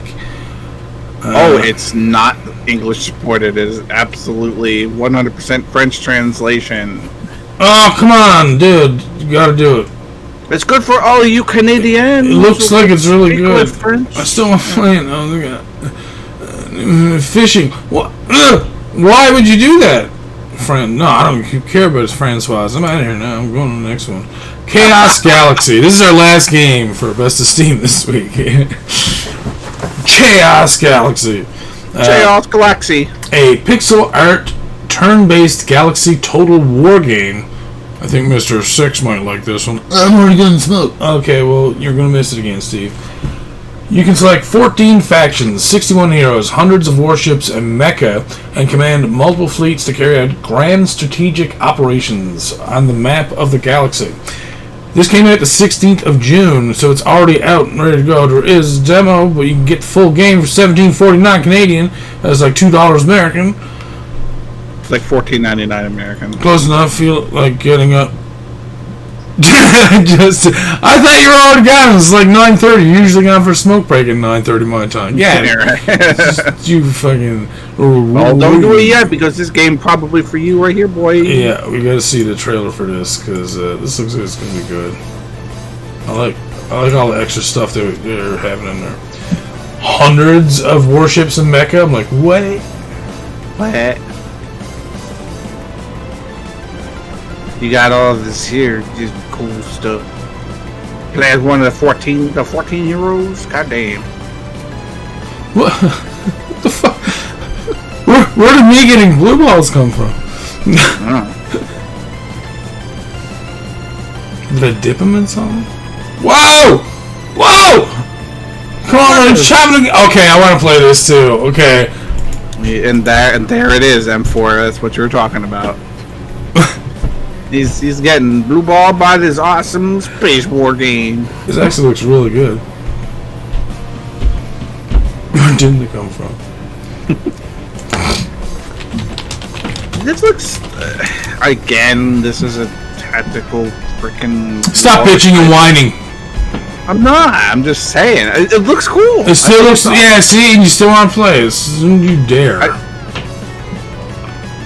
Look, you can be. That guy, the old man. I could be a waifu. Can't let me be a waifu. Oh, you could also be Ganon before you turn into there you go. Big man. Boom. Hey, listen, if I could play Space Mechs and waifus, maybe I'll play after all. Who knows? But yeah, I mean, jeez, it's a lot of shit, man. Yeah. No, it looks like a lot of fun. I don't often wish this. What do you mean, you know? Well, you're gonna wishlist this for damn sure. Look at all that shit. Look at all them peoples. Alright, we are done with the Best of Steam this week. We're going to move to our news from indieretronews.com, starting with Chicken Chaser, an upcoming Amiga game from Zorny using the Red Pill game creator. Let's just turn on the trailer immediately. Glad it's not Chicken Joker. Jesus. That's really close. Okay. Although it's early days for Chicken Chaser, the game. Although it's early days for Chicken Chaser, the game looks to feature cute, chippy sound effects, lots of well-designed levels, nasty traps such as lava chickens and more chickens, and flowers that blow about in the wind. What? But that's not enemies though. The only negative I can see so far is the game looks a little slow. So watch this space. Oh yeah. Yeah, that's what I was thinking too. It seemed a little slow. This is like very slow. OG DOS. And as far as like 5 though, shit, I would play the crap out of this. Mom, watch me. I'll jump over that chicken. Yeah, I'll watch me kill it. I'm gonna boomerang this chicken. See that? Oh, boomerang the chicken. Whoop. Yeah, you like You like that?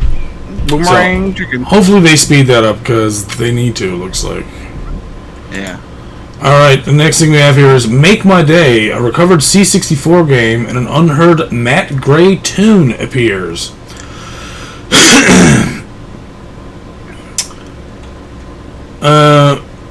More games are being recovered recently, and as a thanks to heads up from Games That Weren't, we know that Make My Day, which was intended for release in 1988, has been made available. What happened? Jesus, sounds like slang for a very... Whoa. Jesus. For a very horny woman. I guess so. I mean, I'm sure there's plenty of them out there. Fucking M4, man. Come on. Killing me. Alright, we're going to turn on the trailer for this as well. Skip forward to now. Oh my god, that's funny.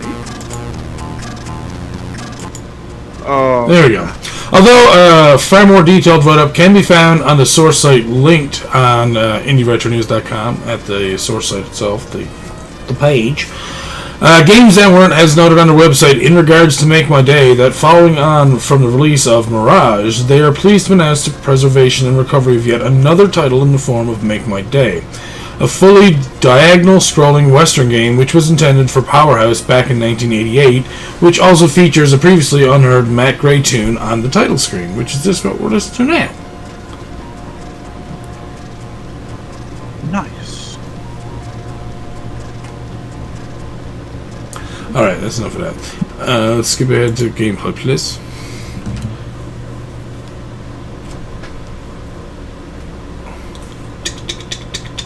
Was this like Paperboy but in the West? Oh, you got shot immediately! Fuck you!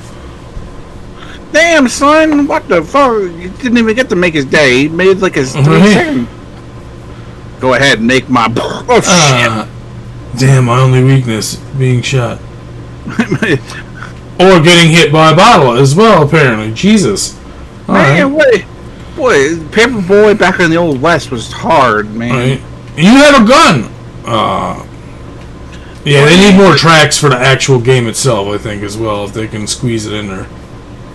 See, that's what I'm saying. Choice of words, I guess. It's reverse Paperboy. You steal people's papers instead of delivering them. Alright. Go ahead, make my day. I need all the newspapers. You know how many fucking parrots I have at home? Alright, we're going to move on to our next game, which is BlitzWays. Brand new Amiga 500 game from Sebastian Hartman. Ooh.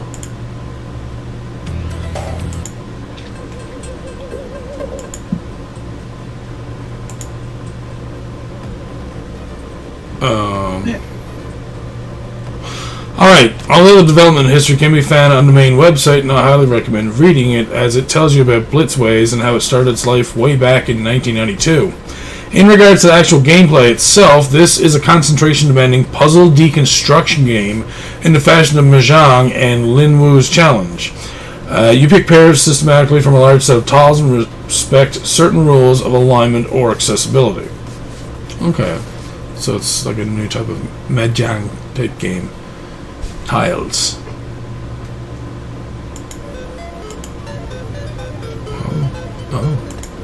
Oh.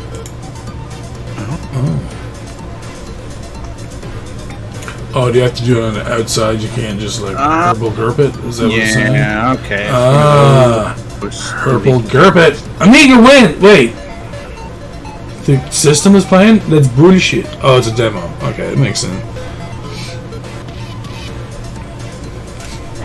Amiga wins. Flawless victory.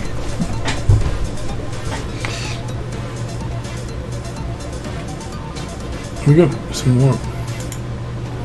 Just like, you ever want to watch white boy dance? Just come to one of our come to one of our podcasts, man. You get to see Stefan dancing for like 20 minutes. I love how you say it's dancing.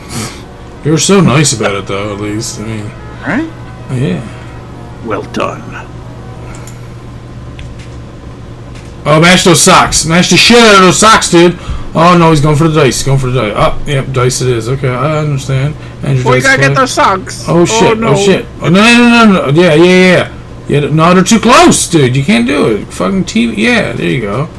Stop being greedy. Jesus Christ, superstar, man. You gotta have a spin thing now. Okay, I gotta stop watching. This is too long. We're just watching fucking pairing shit up. I mean, I can understand it's Mahjong-ish, but it seems like Mahjong is a little bit more complicated sometimes with how they stack the pieces as well. So you can't just like, oh, just grab this. This is Jenga. No, you gotta wait. So, anyways, Epilepsy War. Yeah, really though. All right, our next game. Oh, Scott. ZetaWing. ZetaWing. Yeah, Yes. another shoot 'em up incoming from the C64 from Sarah Jane Avery. Yes. So, for those who aren't aware, we're following Sarah Jane Avery for a while now. Yes, we have. She done Soul Force, and now she's releasing ZetaWing, which is another shoot 'em up. It's so good. It's so good. It's another shmup.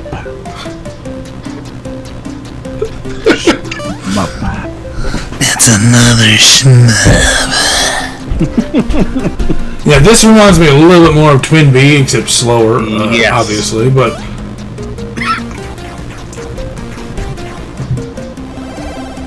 I have been like very avidly watching her Twitter to see like all the stuff that she's been talking about Yeah. for ZetaWing. see? Oh, God. Oh, she's making it harder! The game. She's making the game harder. Get your minds out of the gutters. I'm sorry, Sarah, you just ran into that on purpose. I'm sorry you didn't. Oh, it could be... Oh, no, never mind. Oh, God. What? Yeah, if she speeds that up a little bit more, like... Yeah. But yeah, That's gonna be every awesome. we've definitely been keeping track of everything you've been doing. Telling you need to come on the podcast and talk to us a little bit about your games. We'd be more than happy to talk to you. That's for damn. You know, she does all of her stuff herself, like everything. Yeah. To composing, all the program, like... She works by herself. Yeah, she's awesome, man. You should go over to her Twitter and check out like all of her stuff. She does like a whole bunch of different games. She doesn't just do shmups. She has the I can't remember what the witch story game that she's doing too, but she's yeah, I'm looking forward to that too. Actually, go check out all that stuff. She has like a little donation thing where you can just buy her a cup of coffee because she drinks a lot of coffee. So. Who doesn't buy her bag of coffee?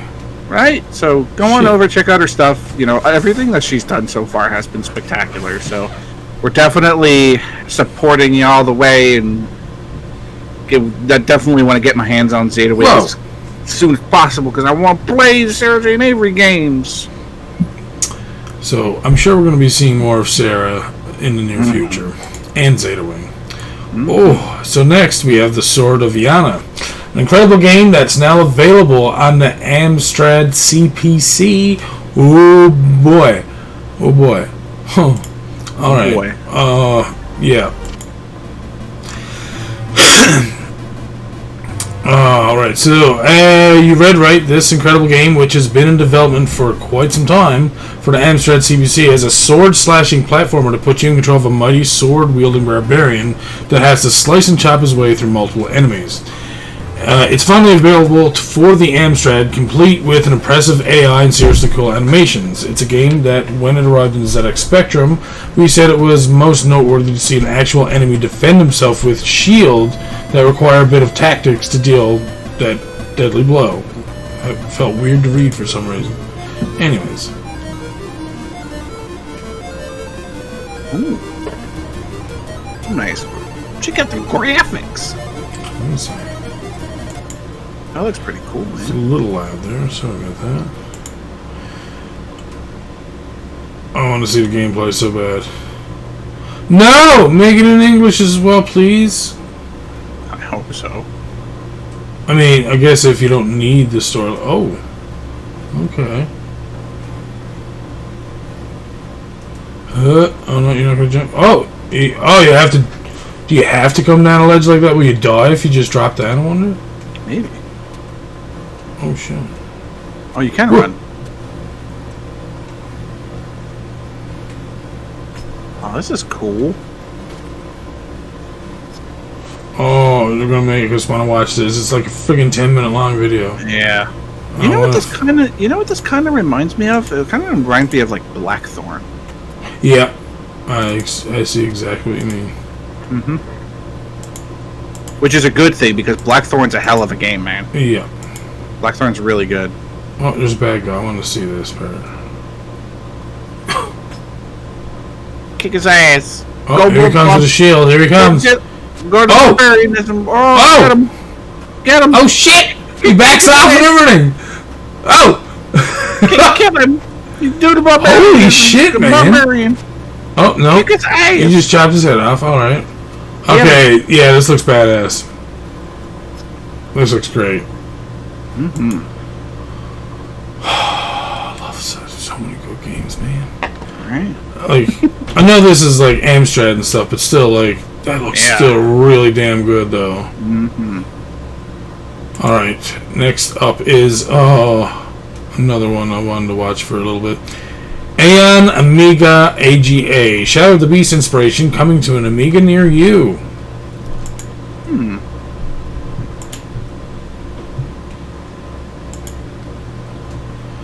Alright, this game was first officially announced back in January of last year and was apparently released way back in 2014 by Wonder Boy Bobby as a short playable demo inspired by games such as Shadow of the Beast or Lionheart, and classed as an action RPG with skill and item progression. In regards to the game, as noted by the discussion on the EAB forums, the game will be created from scratch for Amiga AGA CD32 and is designed to make use of the dual playfield and scroll parallax for almost the entire game, thus obtaining a visual and gaming experience worthy of an AGA machine. The main development will be for Amiga AGA with 020 to 14 MHz and 2 megabit of RAM, so you will need at least one Amiga 1200 or a CD32. Wow. I don't know if you saw that, like, run through in the background, but this looks pretty cool. Yeah, this is why I've been waiting to look at this, dude. Holy shit! It looks fucking amazing. Yeah, it does. Right? Oh, I need a fucking Amiga. Yeah, dude, Amiga has so many fucking awesome games on it. We're missing out so much because we don't have Amigas over here, like, just floating around. We need them. People in the UK, please send an Amiga. Yeah, right? Holy fuck.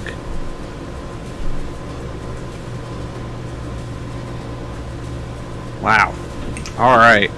Holy shit. Impressive to say the least. Yeah. You have to jump over him, Jesus. Okay, or maybe punch him. Maybe you can't jump? Oh, no, you can jump. Why didn't you jump more? Stab him in the head. Oh. Yo, Castlevania. Oh. Nice. This looks like so Castlevania. It hurts, and I love it.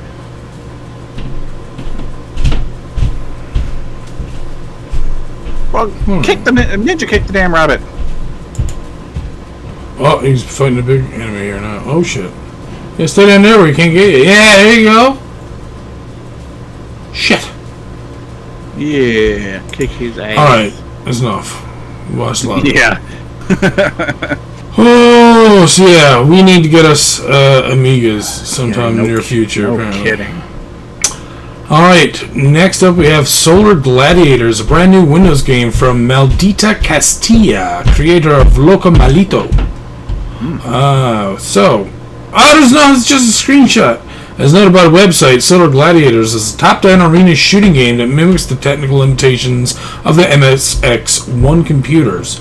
Using your bouncing disc as a weapon and roll to avoid enemy attacks, face 15 different opponents, learn about their unique attack patterns, and rise as the champion of this ancient competition. The game features 15 different boss fights, a single health bar for the entire game, a scoring system for competitions, 20 minutes of game length, and all of this with the look and feel of an MSX1 game from 1986. Again, MSX was basically NES. But it took tapes, I think, instead of I think so. Cassette tapes instead of cartridges, which is yes, if I'm remembering. Cool. But anyone who is from the era, the '80s era, and you deal with cassettes, you'll know that those ribbons don't last forever. Nope. And they will die out eventually. Yep. So, anyways, yeah. and again, another system I'd love to have, but I'm pretty sure MSX consoles are ridiculously expensive. Yeah. I'm pretty sure, like, in the $500+ range, so I could be wrong. It's been a while since I've looked at them, but I'm pretty sure that's where they were. Let's go take a look at eBay and see what we have here. We have some vintage MSX with over 10 super rare games for $325, so that's not terrible. Depends on if it's working or not. Anyways, regardless, it doesn't really matter. That is it for our news for Indie Retro News this week. Thank you, IndieRetroNews.com. Mm-hmm. Next, I'm going to show you a AAA game, maybe, called The Wind Road, sorry. This is a gameplay trailer from China Joy 2019, apparently. So, yeah, I wanted to have a look at this, because this looked really good.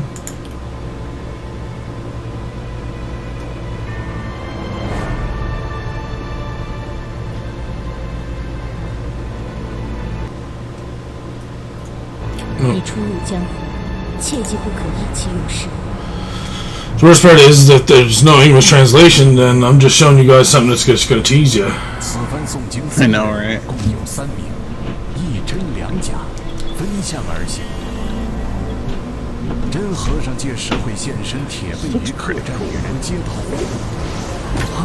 Oh shit!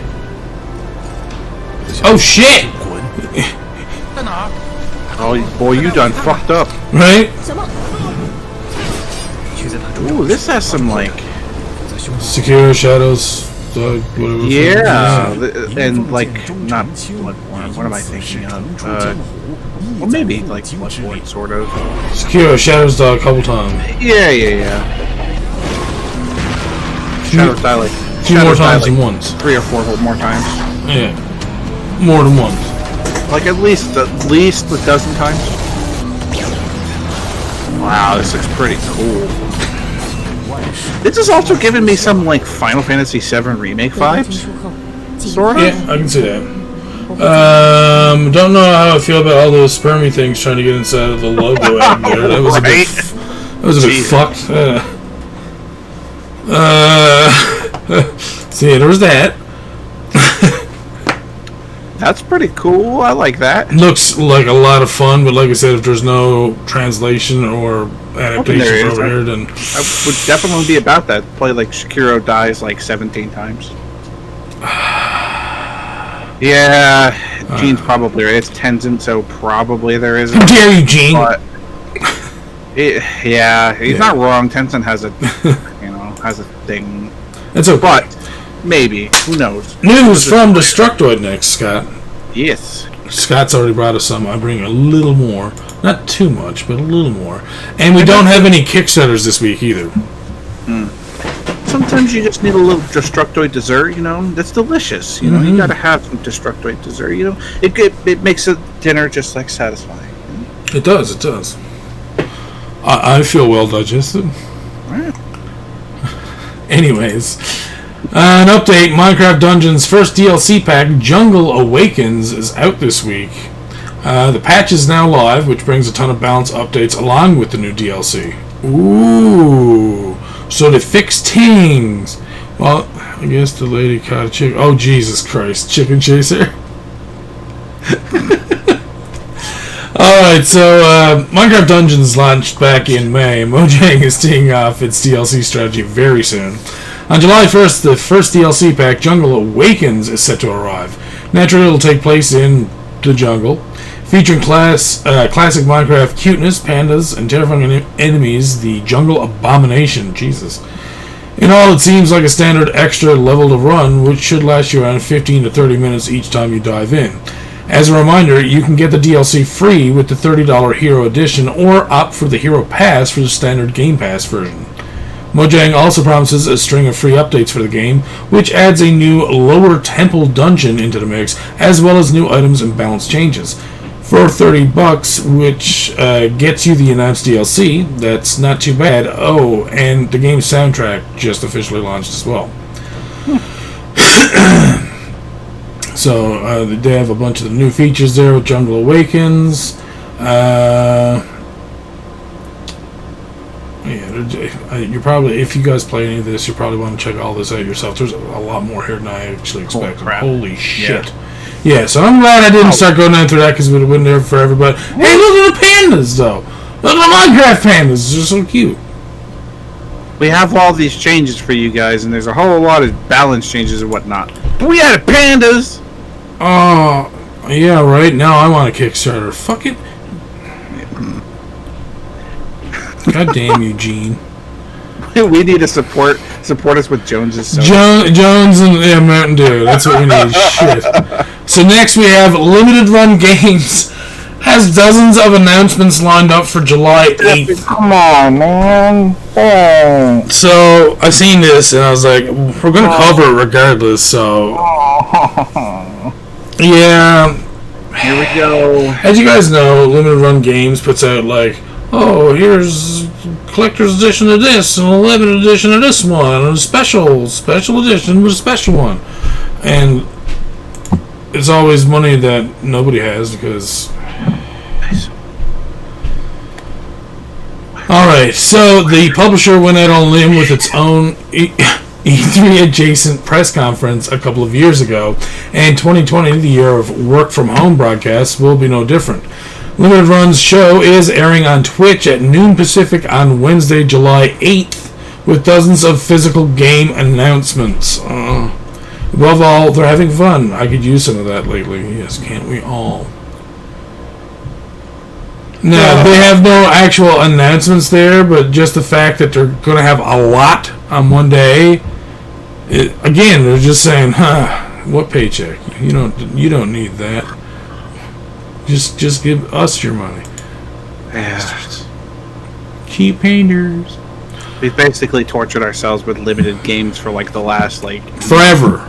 Fucking Streets of Rage and Shantae and we've covered it several times over the past year with different stuff. It's Jeez. So moving on, we have Dead Cells smoothed out its difficulty curve in the update of Plenty. Update 19 is now live on Steam with consoles incoming. Crashing into an endless brick wall in your runs of Dead Cells. Motion Twin and Evil Empire patched Dead Cells today on Steam in an attempt to refine the difficulty curve between boss cells. It's coming soon to consoles as well. With the update of Plenty, basic OBC runs will be a little more challenging, so first-time players don't get ahead of themselves without learning fundamental lessons. And 2BC shouldn't beat you up and take your lunch money anymore. Well, that's nice. That's far from the only rework. Update 19 also altered crossbows to be two-handed, adjusted the gold economy and shop to be less peculiar, and encouraged mid-run character build experimentation. Buffed the long-term scaling for DPS mutations and made damage over time effects stand out more. There's another big adjustment for long-time players to grapple with. Bonus stats have been removed from plus and S gears. But to compensate, new scrolls have been added in biomes, enemy damage has been reduced, and gear damage has been changed to increase with item level. As developers explained, this change was implemented to give back some importance to gear level and impair with the economy rebalance, give you more opportunities and an incentive to switch gears during your run. The goal with the update of Plenty was to open up a wider range of builds while not sacrificing that made meta builds fun. You can scan through the list of reworks in the patch notes if you have a peculiar item, weapon, or mutation you prefer to roll with. My beloved Wolf Trap was nerfed. Are you shitting me? That's what I like using too, dude. Fuck. There are two constants when it comes to Dead Cells. It won't sit still and it won't stop selling. To that end, developers confirmed that the game has cleared 3 million sales since early access launch. Damn. They're doing well. It's a good game, man. If you haven't played it yet, Scott, dude, I don't know what the fuck you're wasting your time with. I have not played it yet because I don't think I own it on anything, but I definitely will. You need to get a hold of Dead Cells, dude. I know you're going to like it. I know. It just feels so good every time you're going in, every time you pick a new weapon set, trap set, whatever you're going with, every time it just feels so good to just go in there and kill stuff. Yeah. It's definitely something on my to-do list where it's It's my go-to most of the time. Is for I like something to so just play. many games that I've like got up on my list of things to do. And, I know. Like, I just finished Link's Awakening. I'm going to be starting Final Fantasy VII Remake this weekend. And it's going to be like... I have to get to an indie fucking like marathon at some point because I'm sitting on about 30 games. Sorry, indie developers. I swear I'm going to get to them soon. I swear. I'm sorry. All right, our last bit from Destructoid. 3D Metroidvania Recompile. Said we were going to get back to it. Announced for PS5 and Xbox Series X. I just want to go and watch this immediately. Let's just watch this.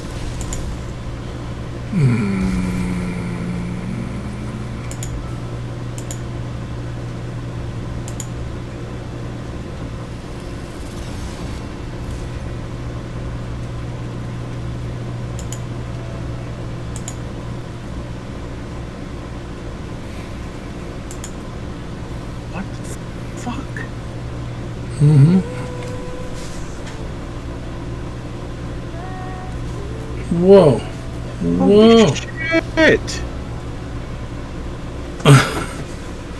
I love the dark with those bright light colors, like the lighting and stuff. Yeah. In these games, man, it's so appealing to the eyes now. Like it's almost like you expect to have that kind of stuff now. And if you didn't, it's almost like, well, what are you doing? Holy fucking hell. It feels a little Metroidy with the it does, yes. With the what is it called? The screw attack kind of Screw thing. attack, yeah. Although it's not an infinite invincibility thing like the screw attack is. Yeah. Well, Space Jump is still the same way. It's just that without the damage. Yeah. What the fuck? Holy shit. Okay. Yo, that boy was thick. Not that I hate the song they have on in the background, but I'm hoping that it's going to have the more like bumping soundtrack. Mm-hmm. Because it feels like it's something you'd almost want in that. Oh, I don't know. It looks good. Yeah, it does. Holy shit. Yep. Yeah, so. All the more reason why a PS5 seems like it's going to be in my future at some point. Yeah. Yeah, it looks really good, dude. Really good, really good. The bosses look like super huge too, which is like for like a Metroidvania or like something like Metroid Prime, like super huge bosses were always like super fun to fight against. So you got that going. And we're going to be wrapping up this week with our Twitter feed. Ooh, I got some good stuff for you guys. I got some good stuff. Yeah. All right. Head on over to Twitter real quick. All right, what do we got? First thing we have is at Monstrabot. MONSTRABOT. Hello there. I am 14 years old, a South Asian pixel artist, and I hope to work professionally in the industry one day. What the fuck? 14? 14, dude! What the shit? What? Yeah. What do you mean 14? What the? Pixel artist. So, yeah, you guys like pixel artists? Here's a 14-year-old that is fucking crazy. Look at this, man. Like, this one here with the dude with the furnace chest. Jesus, there's so much good detail in that. God damn. Someone says over here, well, spoiler alert, son. I'm sure you'll work in the industry one day. You're amazingly talented. Yeah, that is... Yeah, no joke. Holy shit, dude. Good job. Like, that is... Yeah. So, yeah. Good pixel artists? Well, we got them. We got them. Yeah. Super good, Monsterbot. Definitely like it. Up next, we have Grandero at Grandero_pixels. GRANDERO_pixels. Here's a caboose. It looks very Stardew Valley-ish, and I love the pixel art that they have here.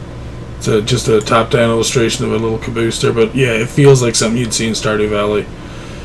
Love it.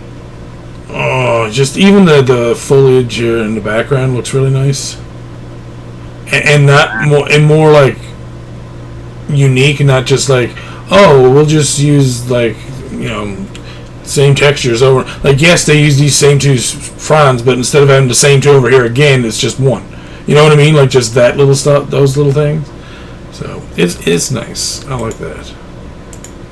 Yeah, some good stuff in here, man. Pretty good.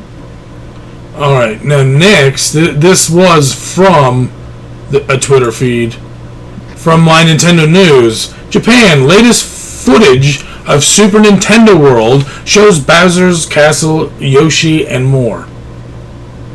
Yeah, except that Super Nintendo Land has been the opening of it delayed because of the pandemic, canceled indefinitely. But I seen this and I was like, what? It looks so cool, and who knows when this place is gonna open. It's so disappointing. In other words, when this opens, we're all gonna have to convene there all at the same time, and just right. That's where we'll all meet up, is in Japan. I don't know how we're gonna get the money to do it, but we're gonna do it. You don't see me arguing with you. Oh for damn sure. Oh, there's a green shell out there. Oh, it's like, oh my god, is there like a bumper car thing too? That would be insane, dude. Mario Kart bumper cars, and you gotta watch out for shells and stuff. Oh, this place looks so cool, and I really hope that like everything smooths out soon enough so that like people can get in here, because this place looks so awesome. Oh my god, this video looks so good. Swamp, man, that's swamp. I want to get some coins. So looks. Oh man. Oh, there's a Oh, Yoshi's just walking on a tree. That's kind of cool. Yeah. See, this is crazy how much Nintendo has a foothold in the world. Period. It's so big. Well, hey Microsoft, hey PlayStation, where's the PlayStation Xbox fucking world? There isn't one. This is Nintendo. Oh. This feels like it's not even. It looks like it's someone just put this in like real life. They just hacked out of a game, put it in real life. And they're saying that we can just go there. This is fucked. Anyways, next up. Oh. There is no light at There No Light. The Way to the Lighthouse of Hope. Pixel art, indie game, indie dev, game dev, made with Unity. Alright. Oh, man. Tell me you don't want to play this already. I know it looks like it's an RPG type game, but it looks a bit. Whoa! But I want to play this. Hell yeah! Are you kidding me? What the fuck? Yeah, dude. Yo, this looks sick. That's what I'm saying. Yep. There's so many indie devs and pixel artists out there, dude, that I think are being overlooked so much, and it's crazy. Right? And how many do we still not know about? You know what I mean? Tell me about it. So we're gonna keep going with the pixel art because, you know. Next we have Gianna at Gianyan at JIANYAAAAN. It's just a little bit of a pixel art. It's one of those like GIF kind of ones. It's only the background that seems to be moving there, but still, it's nice. I like it. Yeah. I'm gonna give her a follow as well. I mean, hey, you know what? We were talking about this earlier at Steve's stream. Is that, you know, as long as you don't give up on your art, you're gonna keep getting better at it, regardless. You just gotta not give up on it so easily and keep going with it, and you know, have some confidence and believe in yourself as well. Yep. So yeah, this is great. I think Gianna's got some place. She's gonna go some places. Just gotta keep going. Keep going. Keep on going. Next, we have Daniel J. Diggle at Daniel Diggle, DANIELDIGGLE. He made a cute town, pixel art / game dev,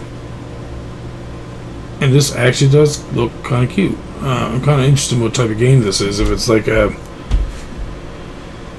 is it one of these clicker simulation games, or is it like something where you have to like look after a town or something? I'm not sure, but it looks like he's in the middle of creating some kind of game. It's called Skies of Chaos. Ooh. I'm just wondering if there's any dungeon stuffs. You know, because dungeon stuffs. Yeah, more in the 16-bit style, indeed. Yeah. Looks good. Looks good, Daniel. Make sure I'm following this dude as well. Mm-hmm. There we go. And he does have an Instagram there as well. And some other stuff, so... Ooh. Lots of explorers on Daniel, apparently. He's a co-founder of Boxcore Games and creating Skies of Chaos. Yeah, you're right. So I guess that could be what that is. Or this could be something completely separate that he's doing on his own as well, so... Also true. Yeah. Next, we have Daniel at NGHTMRSRPH. Jesus. Nightmare Seraph, I guess, without any of the vowels. Luna Shirogane, Shooting Star Rockman. Pixel art, aseprite, megaman, Star Force, Rockman. That looks like some pretty goddamn good pixel art to me. Right. I haven't played any Mega Man Star Force, so I have not either. I would think maybe Jeremy, Mr. Game Hunter, might know about that a little bit more, but I'm going to follow Mr. Daniel as well. Right. Because this looks good. I like it. Mm-hmm. And the last thing we have tonight, Scott. Yes. The very last thing. Okay. Rosie at Runmri, RUNMRI, had the pleasure to make the cover for at Protodome's new album. Check it out here, protodome.bandcamp.com. Super Chip Funk Protodome. This looks friggin' amazing. I am following her immediately. Sometimes I make pixel art. Sometimes, look at this fucking cover art, dude. I love it. It looks real nice. I'd love to, except I can't find it. At RUNMRI or Y, sorry. Oh, MRY. I might have said I before as well. There's a good chance. There we go. Now we got it. Yeah. Yeah, so that's the new album cover for Protodome's Super Chip Funk, and it looks amazing. Yeah, I'm gonna nice. Yes, it does. And retweet. Hell yeah. Should have done that with everything else. My bad. But yeah, no, that is really good. I like it a lot. I would definitely commission her if I could. That sounds wrong. All right. Jesus, what a way to end it. All right, so... Bit of a shorter podcast this week, but I didn't really see any Kickstarters that we haven't already covered or that were interesting enough for me to include. There's a good chance that some of the good ones might have been buried as well, but you know how it is. That too. Yeah. That's all right. Yeah. Oh, it happens. Yeah. As always, I'd like to thank my news outlets, which are, as always, VG247 and Destructoid.com. Indeed, and I will also thank Destructoid.com, as well as Twitter, the Pixel Artists, the Indie Game Devs, the IndieRetroNews.com, Steam, Jesus. Trying to make sure I don't forget anybody in between. I think we've covered everybody. Retro Gaming News? Indie Retro News. Indie Retro News, thank you. Yeah, no, I already thanked them, but I'll thank them again, because they always have great stuff. We are going to give someone the raids. Mm-hmm. Let's see who is on. Hardly anyone I know. Oh, no, I'm not doing that. What the hell will I do? Maybe we will. You know what? We are going to host up a Dark/88. Looks like he is currently doing Final Fantasy V. Ooh, doing it blind, too. Ooh. That's interesting. So if you guys like Final Fantasy V, you're probably going to have a good time over there with Dark/88. Get all the butts you can get in one night, man. Oh boy. Alright, here we go. Sending everyone over. Have yourselves a good evening. Thank you for joining us, and we will see you again next week. Mm-hmm. And here we go.